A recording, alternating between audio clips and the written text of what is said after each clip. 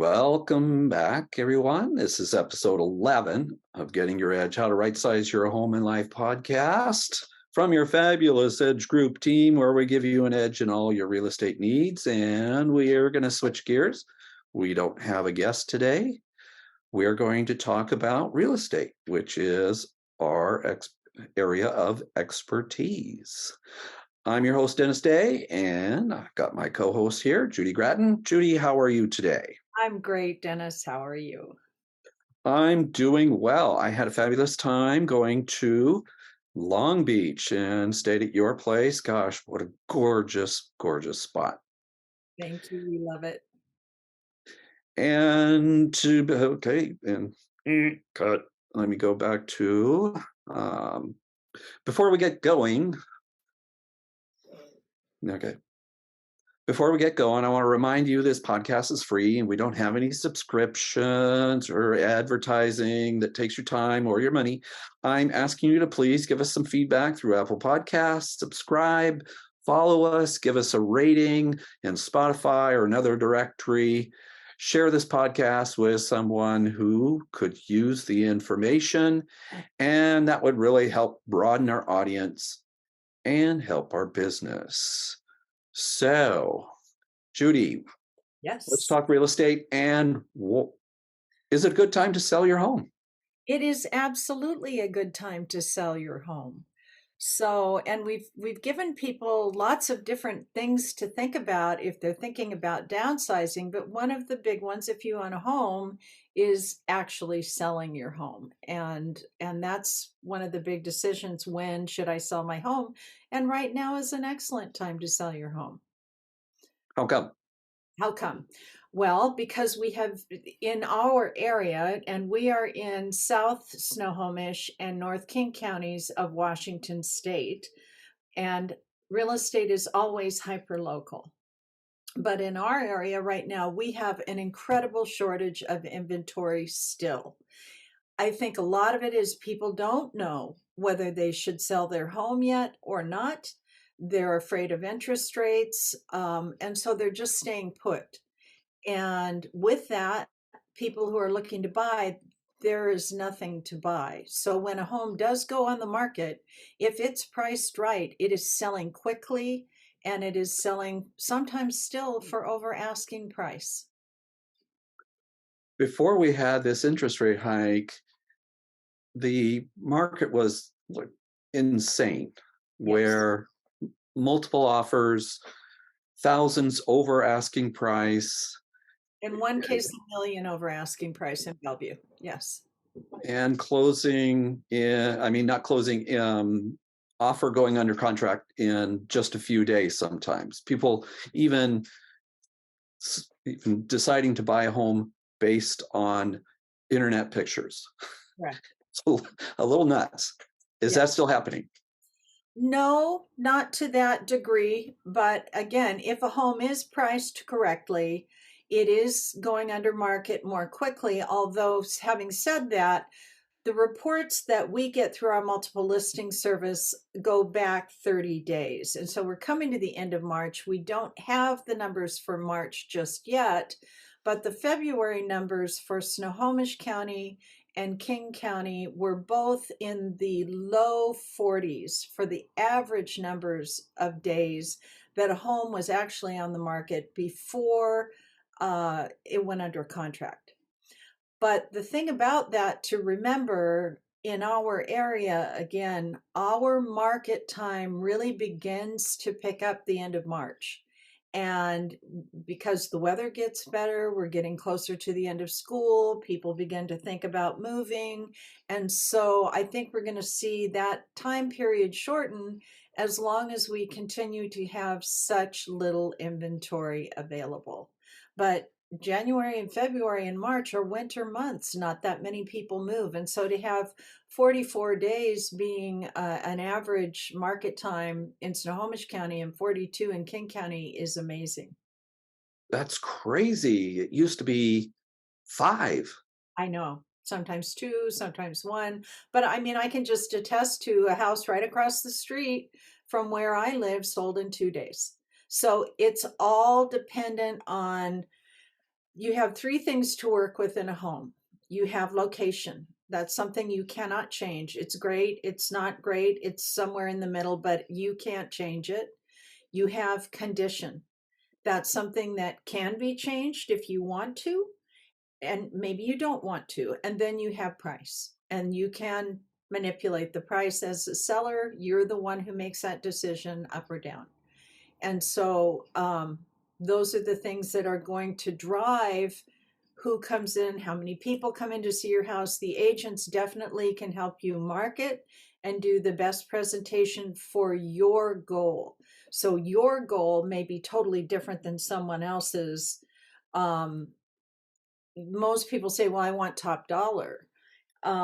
That's great, but what does top dollar look like? If you want top dollar for a home that needs some updating, but you don't want to do the updating, that's a different top dollar than from someone who has already spent a lot of money and the home has been totally redone. That is another top dollar. And if you're not there where you've totally redone your home and it's ready to go on at the highest dollar amount that it could probably get no matter what, then you need to weigh, is it worth the money that I'm going to take to make it in that condition to get that dollar value? And we have something called the cost versus value report that shows you some of the most popular remodels, what they cost, and what you can expect to recoup when you sell if you do decide to do those in advance.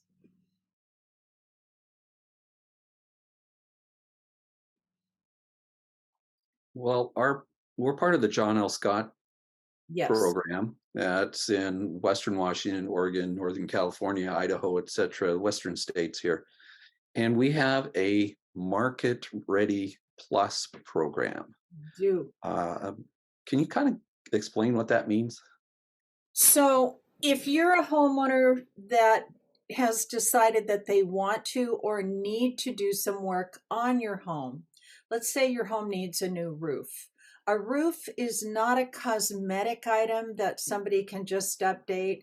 It is a structural item. And especially if someone is getting a loan from a bank, the bank may not be willing to loan money on the home unless the roof is replaced.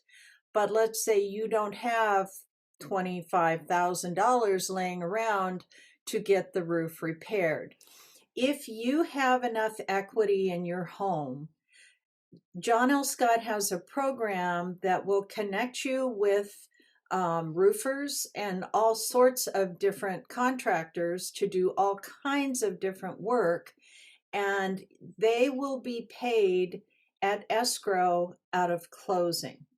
Now, if you don't sell for some particular reason, you're still going to owe the money back to the lending institution that John L. Scott is connected with to to to do the work. And I believe you have 2 years to pay that back if you didn't sell. But considering that, like I said, most homes, we don't have enough inventory right now. So if you do those structural work and then you have someone there who helps you to prepare the home to look its best, it should be off the market. You can count, pretty safely on somewhere around 30 to 40 days at the worst. We had someone in the office who had his client use this program just recently, Mhm. and all they did was paint the inside and the outside. They borrowed about $9,000, a small home, and they didn't redo the bathroom. They didn't redo the kitchen, but just some cosmetic work. Borrowed $9,000, interest free, and now the home's listed and it Correct. looks great. And interest free, if you did not sell, there would be some interest involved after a 90-day period, I believe is the number.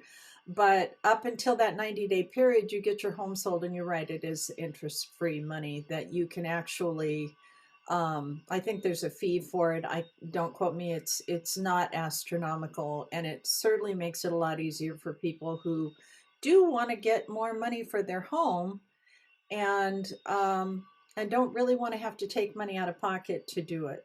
So Market Ready Plus is a really great program. There's the contractors are right there. You have your own page as a seller that you go to. You can research through contractors. You can ask them to send you a bid. You find a bid you like, you push a button, it goes to the lender. The lender pays the contractor and they get paid at closing. It's really slick. It's a great program. I So think you can choose your contractor, right? If you you can, want to. yeah, you can choose your own, or Right. you go through who they have listed in there. And if you choose your own, we just add them into the system. And so there's still, it's all pretty seamlessly connecting where you don't have to do a lot of legwork or phone work or anything like that.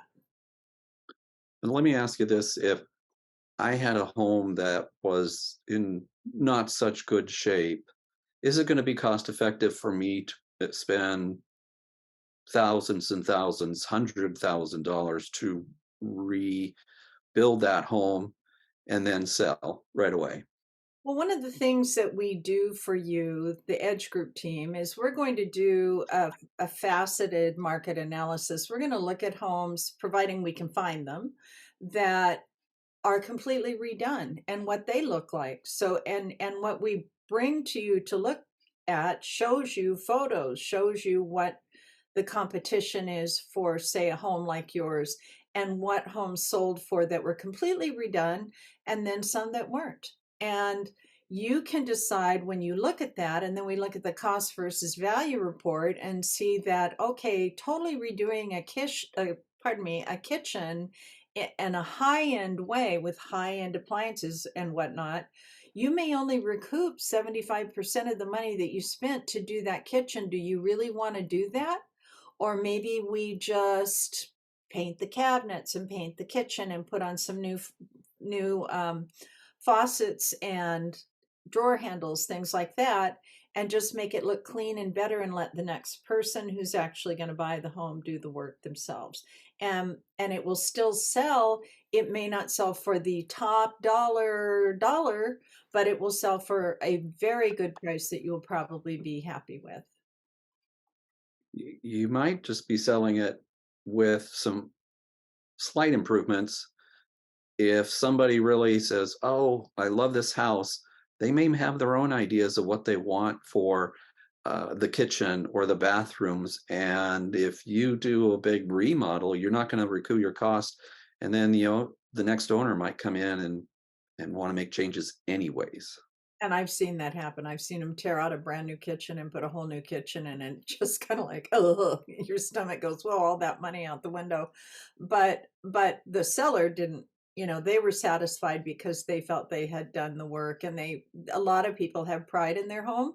It's important to them that it's been seen in its best. And, they generally will get top dollar for doing that work.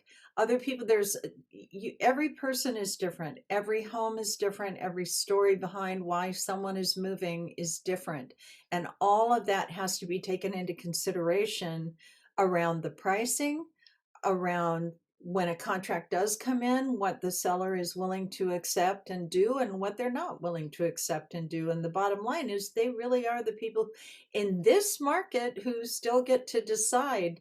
It is a bit more of a buyer's market in that buyers, um, there's more negotiation going on. For instance, inspections are the weakest link in a contract in the state of Washington, because if a buyer has an inspection contingency in their contract, they don't even have to do an inspection to decide, oh, I changed my mind, I'll go away.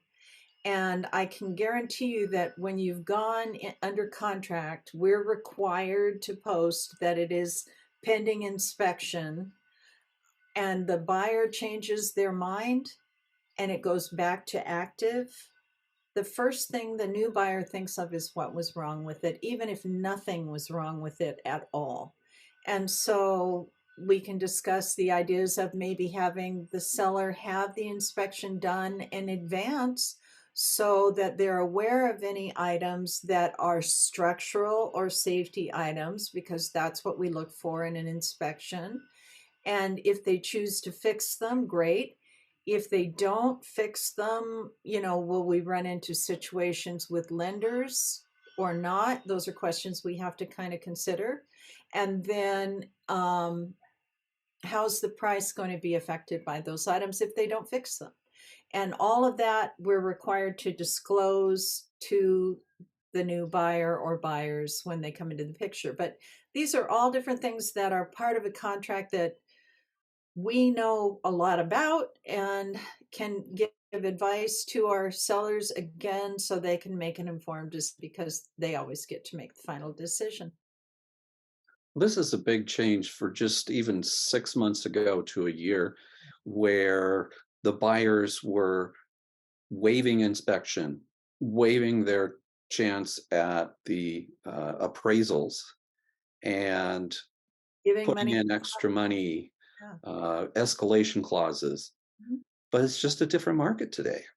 Markets, the real estate market is always fluid. It will always change. And whatever market you're selling in, that's the same market you're buying in normally. I mean, unless you hold on to your money for 2 or 3 years and things change. But if the values have dropped or adjusted slightly down because interest rates have gone up, that's happened everywhere pretty much. Sometimes more in some areas than others, but if you're buying in a market where prices have adjusted downward, then you're going to get pretty much the same value that so if you had like a 2% price drop in the value of the home you were selling, you can pretty much count that you're going to get a 2% price drop or adjustment in the value of the home that you're buying based on what you're buying. If you're selling a $700,000 house and you're buying $1 million house, yes, it's going to cost you more money, but the $700,000 house could have been $720,000 2 years ago, and the $1 million house would have been $1,100,000 2 years ago. So you're still getting that same adjustment in value when you're buying that you have when you're selling. And the same will be true if you're in a different market. So when people say they're waiting for the market to change, it's not gonna, if you want to get top dollar, if you want to be in the market we were in 3 years ago, you also had to buy in the market we were in 3 years ago. And part of the reason that we were so short of inventory then was that people were afraid, where am I going to go? So the way realtors discuss the number of homes that are for sale is we talk about months of inventory. And what that means is, um, if no other homes came on the market starting today, no new listings, today it would take the entire real estate number of real estate agents in our area 1 month to sell what we have right now, and that's called 1 month of inventory. During 2020 and some parts of 2021, frequently inventory was very low, sometimes a week, maybe two. And I just checked, and in Snohomish County right now, we have 0.3. That, well, based on the report that I have, which was the end of February, we had 0.3 months of inventory, and in King County, we had 0.9 months of inventory. So we're still under a month. We're still, even though buyers have more ability to negotiate for things like inspection, and whatever else they might want to ask for, it's still really more of a seller's market, in that if your home is priced right, and it's desirable location and condition, chances are you're going to be gone in a day or two or a week or whatever. So we're saying the market has slowed down, but really Uh, not much. Not in And our area. I can't speak to other parts of the country, and I know other right. people look at this. And so my question would, or what I would suggest, is you ask your realtor, what does our market look like here? What are the continuous days on market? How many months of inventory do you have? And they should be able to answer those questions for you. And then you take that information and then you decide, okay, it's going to take me this up, because you also, where are you going to go? You better figure that one out. How are you going to work that? Because you can buy a home before you leave the home you're in. There's something referred to as a bridge loan. If you have enough equity in your home, you can buy another home. And then when you close out the mortgage on the first home. Or and then you can move out and you're no longer in that first home. So it's vacant, and sometimes easier to sell that way. And then you can stay in your home, and then ask for a period of time after closing. That's always, everything about a contract is negotiable. So can you rent back for a period of time until you can move into your new home? So there are different things that we can do to accommodate the seller's needs, and that's just part of the equation, is how are we going to go about doing that? And then there's the preparing your home to get it ready to sell. How much work do you want to get done? Do you need to get any work done? One of the biggest important things about selling your home is the first impression, and that starts when people drive by. So what does the outside of your house look like? What does your yard look like? What does your driveway look like? Sometimes something as simple as new doorknobs and painting the front door would be sufficient. A welcome mat, cleaning up the landscaping. These are all decisions that need to be made to make sure that we are going to get the best dollar value that we can get for your home. They always say you only get one chance to make a first impression. Correct. So if your yard is run down, full of weeds, the lawn needs to be mowed and so forth, a lot of people just drive by and they say, well, no, that's not for me. Correct. Part of it is because they say, well, if that's what the outside look like, what does the inside look like? Correct. Yeah.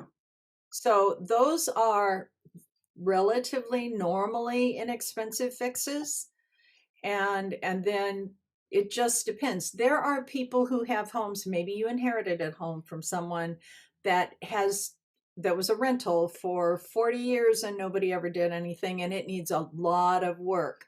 A lot of work. There are buyers out there that love those homes, and they're many of them are investors. They're going to flip them, and that would avoid you having to do that work, and you would probably get top dollar for a flipper. But remember, it's not the home that's been totally gutted and remodeled, so you can't expect to get that dollar amount for your flipper home. That's your condition. And those things, the things that are going to really stall you from getting a home sold are your structural and safety items. And that's where the banks come in and go, no, we're not loaning money on this home because the roof is bad, because the electrical is bad, because there's plumbing leaks, because there's bare wood on the outside of the house, and they don't care if you just put primer on it.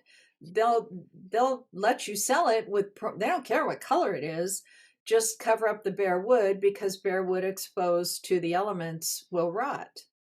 And so the safety and structural elements of a home normally should be addressed, but even those, sometimes flippers don't care. They have cash, they'll come in and take care of it. I had a home with a failed septic system, and we sold it because they didn't care. It was priced right for that type of home. And that's where a home inspection done by the seller could be proactive. Yes. You know Yes. what has to be done. And even if you don't want to do it, if you don't want to fix it, you can tell the sellers, here's what the issues are, so forth. The thing about that sellers have, the reason they might be uncomfortable about doing an inspection is they do get the knowledge. Many of us, including me, have not been under my house in 35 years, and I have no intention of ever going there. I have had other people go under my house, though, so I do know what kind of condition it is in. But I can't tell you how many people, when we've gone to sell their home, it's like, have you been under the house? No. Do you know if there's a vapor barrier? No. Do you know? Do you have any critters living under there? No, don't know. Um, so when they find out that underneath their home is not good, and they don't want to do anything about it, they must disclose that. They cannot hide it because they have knowledge, and that's the law in the state of Washington. I don't know what it is in your state, but we have a 6-page disclosure form, and at the very end of it, it says, is there anything else that you know of that could affect the buyer's decision to buy this home? And so you do have to disclose whatever you find, even if you fix it. You have to say, well, we found that the roof was bad, but we replaced it. And that gives the buyer more confidence in what they're buying. That report can give them more confidence in what they're buying. Even if you don't do anything, at least they know that they need to put a vapor barrier under the house. It doesn't come as a surprise. Right. So, but it is something that some sellers just do not want to know. So, again, everything when you're listing your home, those decisions are all yours. We just present you with, these are the alternatives, and this is what could happen if you do or you don't, and you can go from there. But you're making an informed decision instead of just shooting in the dark and hoping that you get it right. So I just had a recent client buyer, and she qualified at 7% interest rate. If your home is sitting on the market, one of the options is to drop the price, 20,000, 10,000, whatever. Mhm. But and honestly, that doesn't really help the buyer much. It No, might save them $10 a month. right. What are some options that they might think about as a seller that could help the buyer deal with these high interest rates and get more money? What do So you think? there's something referred to as a buy down, and people can buy down the interest rate by paying money up front. And sellers can contribute to a buy down for a buyer. It's normally about 1%. And don't quote me on this because every bank is different, but I want to say it's about 1% of the purchase price per quarter point of interest. So, and a quarter of a point of interest doesn't sound like a lot, but when you look at the difference that makes in their payment, and especially over the long term, it's huge. So if you were to lower your price by $20,000, you're not going to get that money, and neither are you doing anything for the buyer. If you took that $20,000 and you offered it to buy down the interest rate, they might not need it all. Then you could go ahead and contribute to their allowable closing costs.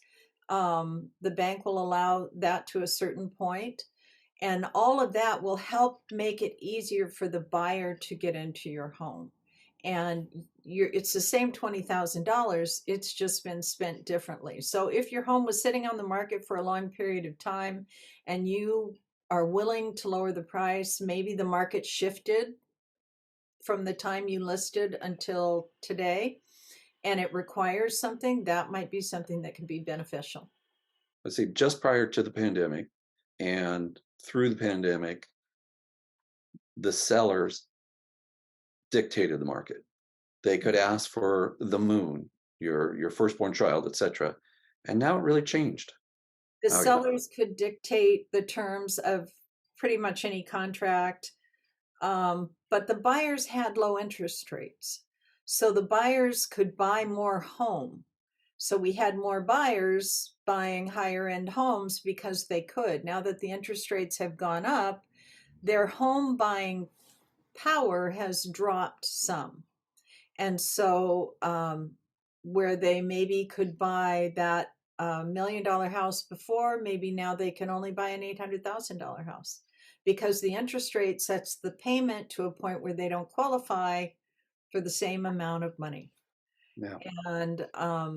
And so now that they have, they struggle with those interest rates, and buyers don't have to, they can't, they don't have to give away their firstborn child to buy a house anymore, but Right. they do, sellers can help out. So in terms of marketing your home, And why do it? To get in front of as many people as possible. So hopefully we can generate multiple offers still, which will drive the price up and give you better conditions in your contract. But what do we need to do the best marketing? I Ideally the home should be in really good condition. I mean, when you're dealing with a fixer, you're not taking a lot of photos because there's not a lot to look at. That, you have to kind of be creative so they're not so bad that you scare people off. So we have uh, people come in who, if you're living there, can give you ideas on things that you can do. I mean, you're moving, so start packing. This is part of your decision. You've decided you're going to downsize. You've decided you're going to move. We've talked with the estate sale person. We've given you several different things to consider to prepare for that move. So now you're going to list your home. Now you're going to bring in the estate sale person to help you get rid of the things that you don't want to take with you. And then we're going to have someone come in and help and say, okay, it would be good if we could do this. We're going to maybe do a deep clean. So the home is clean and sparkling and the windows look good and whatnot. And have the landscaper come and do the landscaping. My famous brand new welcome mat. That's really important. I know it sounds silly, but it really does make a difference when people walk up to the door. And we do digital staging.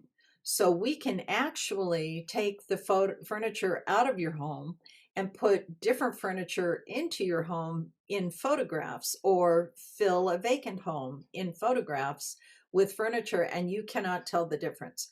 It gives people the idea that it is the model home look. And if the home is vacant and they get there, then they can place their own furniture. If it's not vacant, we try and get you to depersonalize it as much as you possibly can, because you don't want them to walk in and see your home. Your home becomes your product. So now you're going to sell it. You want to make it look good for somebody else to see themselves in it. So if you're still living in it, we ask that you take all your personal photos off the wall, get rid of the trophies, pack them away. Again, you're packing. So start getting those things packed up, put into boxes. I am not a stickler on not putting things in the garage. I think you can definitely start moving them into the garage.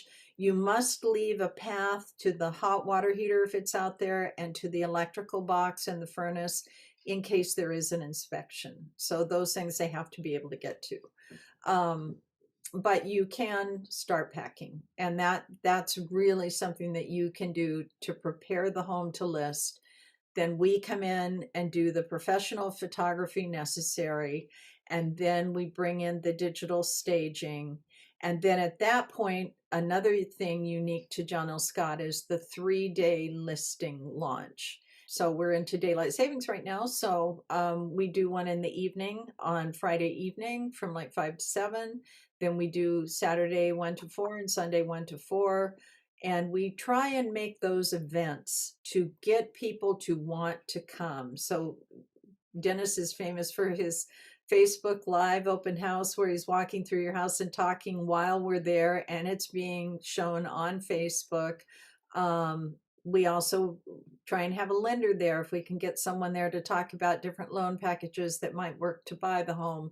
We have water and packaged foods that people can take away with them, and we have toys for the kids if that's appropriate. If we're in a home, then that works for it, to keep the children occupied so mom and dad can look at the home. And then we broadcast this out through all social media avenues, and we normally get a very large turnout. So then marketing your home, getting the most exposure that we can get. And then beyond that, we report back to you weekly. So you can see what's been going on. And if we need to make any adjustments, what kind of feedback did we get, whatever, and go from there. But there's a lot to selling your home, a lot of decisions that you need to make. And that's what we do. That's where we can help. So cleaning up, let me- sorry. To get a good, to make the best profit, get the outside of your house looking good. Inside, yeah, fix the minor repairs. Clean, clean, clean, Okay. Depersonalize your home and clear out as much as you can, everything if it's possible. Deep clean. We often hire people. We do. That's part of our Yeah, we hire people to come in, especially who do this for a living, and they do a deep cleaning that really gets it looking sparkling and nice, and that is really critical. Then we have the listing launch. Mhm. And I'll So tell we're you going to have that an open most, house yeah, 3 days. Invite all the neighbors, publish it on Facebook, et cetera, et cetera. Oh, virtual staging. We'll do the virtual staging. virtual staging. It's pretty amazing. Invite the neighbors. The reason we do that is because a lot of them know people who want to live in the neighborhood. And so, and they're going to come by and take your flyer anyway. So you might as well invite them over. And you're not going to be there. Um, we don't suggest that sellers hang around when someone comes to look at your home or when we're doing an open house. It makes the buyers uncomfortable. Again, they're back in your home, not in a home that is for sale. And so you're going to be gone while all of this is going on, and we'll report back to you what happens and go from there. Or neighbors might not buy your house, but the people they know might be interested. Yeah, absolutely. It's all about exposure. How many people can we expose this to find the right person for your home, because it only takes one out of all those people. Why is a real estate agent needed at the time of negotiation? Because you need someone who truly understands the contract and what the buyer is asking of you. You know, are they going to ask to have an inspection done? They have to pay for it, but do we feel they're a serious buyer? What kind of loan are they going to get? How much money are they putting down? How much money are they willing to put down as earnest money up front, which should become your damages should they break the contract illegally, at least in the state of Washington? All of these questions are things that we can look at the contract. We can talk with the realtor. A big one is the type of financing. Is it FHA? Is it VA? Is it conventional? Each one of those have different requirements that might, for instance, in VA, there are specific things that the seller has to pay for the buyer. When we're with you and we're looking through that, that's what we're looking up. Okay, what does this one entail? What does their letter look like from the lender? You frequently hear that term, pre-approved. And so does the pre-approval letter say, based on what you told me, you're worth this, you can buy this much house? Well, what value does that have? You told them something. Did they check it out? Did they verify your employment? Did they verify the credit? Those are things that we know how to look for. The same thing goes if it's FHA, they have different requirements. If it's VA, how much money are they putting down? Do they have money? In other words, are they a strong buyer? Just there's multitude of things that we can change in the contract to protect your interests. Normally it depends on the everything is negotiable. Can we get you some time after closing, rent back period of time? How does that look? um how long do they need to close? Do they have to sell another home to close? Is that home already listed? Is it the correct price for the home they're selling, or is it overpriced? If it's overpriced, why would you take an offer from them? Because their home isn't going to sell, they're not going to be able to buy yours. It goes on. It just, every contract, every transaction has different parts to it that you won't know the answer to until you're in the middle of it. And the real estate agents that have experience have been through most of these before, and they know if they don't know the answer, they know where to get the answer. So you really need someone in your court representing you, um, ideally 100%, to protect your best interests. And I say ideally because there are different types of representation. There's seller representation where you're represented 100% by the agent who's representing you. There's buyer representation. That agent represents the buyer 100%. And then there's something called dual agency where the agent, the listing agent is holding the house open. A buyer comes in, the listing agent is representing you. You've signed a listing contract with them.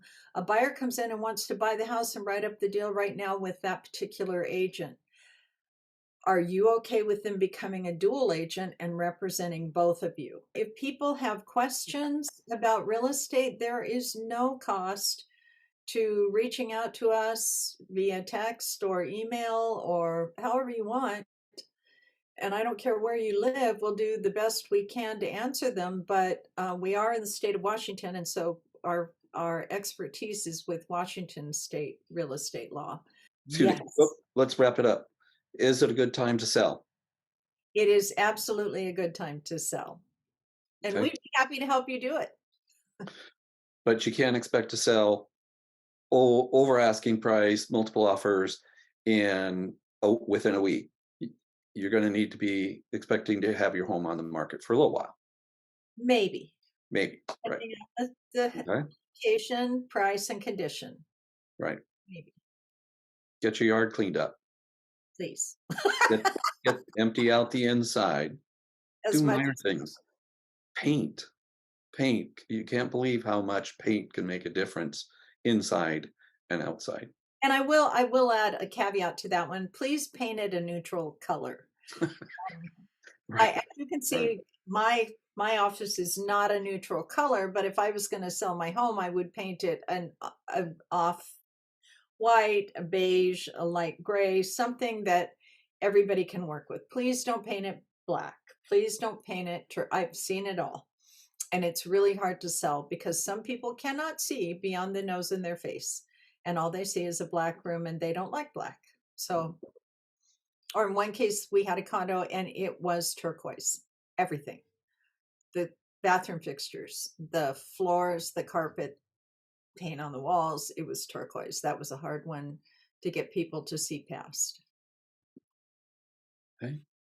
Deep clean your home. Good idea. We'll help you with Yep. that if you work with us. Rely on a trusted agent to, I highly recommend it. yeah, find a trusted agent that can help you through this process. It's pretty complicated. There's contracts. We want to price it right. What happens to those homes that are overpriced? They sit on the market and eventually they end up selling normally for less than they would have if they went on the market in the first place at the correct price. Buyers have access to information on home values. They're smart when they're walking in the door. They have a pretty good idea of what a home is worth. So you're going to get the majority of people through in the first week because they've been out looking and haven't found something that fits what they want. So that's when your backup of buyers come to the door. And if you don't get an offer then because something didn't mesh and it's normally the price versus condition, then now you have to adjust and now you have to wait for new people to come in the market on that. And it takes longer and you normally lose money. I've been doing this a long time and I've seen it over and over and over again. So get it priced right to begin with. Have your agent show you why. And they should be able to show you here's the comparable properties, and the ones that are on the market are your competition. The ones that have sold show you what the market was willing to bear. What you cannot say is, I need this much money, because the market doesn't care how much money you need. If you need this much money and it isn't going to happen, maybe you need to wait to sell your home, because there's nothing, no amount of marketing, no amount of anything that's going to guarantee this much money if the market isn't willing to bear that much money. And holding your home, uh, oh, no, I'm just going to say this, and having your home ready to sell is hard. You've constantly got to keep it clean. People are coming in at, you never know when they're going to have a showing. Uh, it it's a lot of work. It is. Price it right the first time. If you're living there, it is. And they do make appointments to come, and there is a lockbox that we show you how to use and talk to you about safety issues, and they're coming and you should leave. But you should also make sure all the curtains are open and all the lights are on, and maybe you have soft music playing and the house smells good. All of these things are part of marketing your home. Mhm. And we The go over all bathroom and that. kitchen are clean. The dishes are done. Yes. It's a lot easier to sell it quickly than to be dropping the price again. What happens if somebody has the market, or let me see, if a home has been on the market for 120 days, what do people think about that home? What's wrong with it? Why hasn't it sold when what they're hearing is we have a shortage of inventory and homes still are selling quickly? Why isn't that home selling? And it normally has to do with the fact that the home is not priced correctly to match location and condition. Yeah. Okay. I will tell you that 70% of a buyer's decision on a home is made before they ever get to your home. If you are in a location they want and the square footage is what they want, the number of bedrooms is what they want, that's 70% of their decision right there. So you control the other 30%, and that is the condition. Is it clean? Does it smell good? Or, what does it look like when I walk through the door? What's the first impression? So you only have to deal with 30% of their decision making, hopefully. That is it for episode 11 from the Edge Group Teams, Getting Your Edge, How to Right Size Your Home and Life podcast. Thank you for joining us. You can see us on our YouTube channel if you like. And as always, we will have a freebie of tips and information that will on our website that will give you an insight of how better to sell your home. We'd love to hear from you. Comments, suggestions, reviews are great. You can send them to answers@edgegrouprealestateservices.com. And please follow us, like us, share us, send comments, or share this with to your friends of this podcast or any others that you have seen. Thanks for watching, listening. Goodbye, Judy. Goodbye, Dennis. See you next time. See you next time.